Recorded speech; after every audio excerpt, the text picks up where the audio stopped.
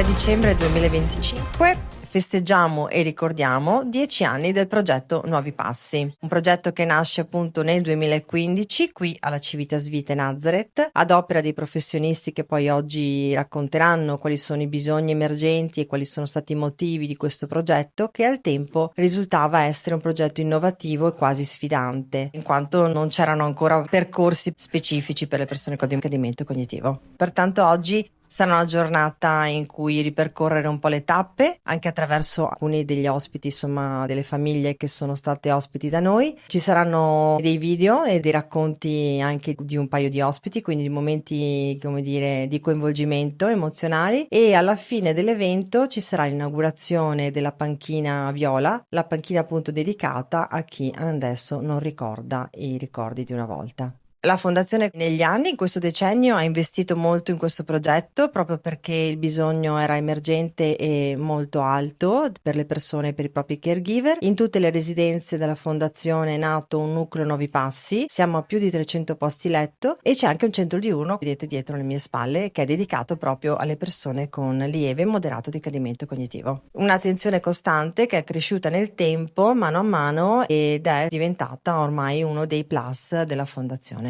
Oggi siamo qui per una ricorrenza importante, ricorrenza di un progetto che la Fondazione nel 2015 ha pensato per le persone con decadimento cognitivo. Perché lo ha pensato e questo si chiama progetto? Questo si chiama progetto perché l'attenzione alle persone con decadimento cognitivo fino ad allora si poteva pensare anche attraverso interventi farmacologici, ma ormai da allora si cominciava a capire che l'importante era creare un ambiente con servizi, strutture, ma soprattutto personale preparato che potesse seguire quelle situazioni di queste persone, e quindi abbiamo dato vita a questo progetto. Ma oggi possiamo dire che questo progetto ha generato nella Fondazione tante soluzioni in tante residenze. L'abbiamo perfezionato, lo abbiamo costruito a misura delle persone con decadimento cognitivo, anche attraverso tanti interventi di formazione con il personale, fino a diventare oggi uno dei progetti specifici della Fondazione. I nuclei Nuovi Passi oggi rappresentano un punto di riferimento sia per quanto riguarda la Fondazione, ma anche in generale nei servizi per non autosufficienti, proprio per prendersi cura di queste persone, perché oggi è chiaro che la soluzione farmacologica è distante da dare delle soluzioni. Quello che è importante è creare proprio un ambiente a misura di queste persone.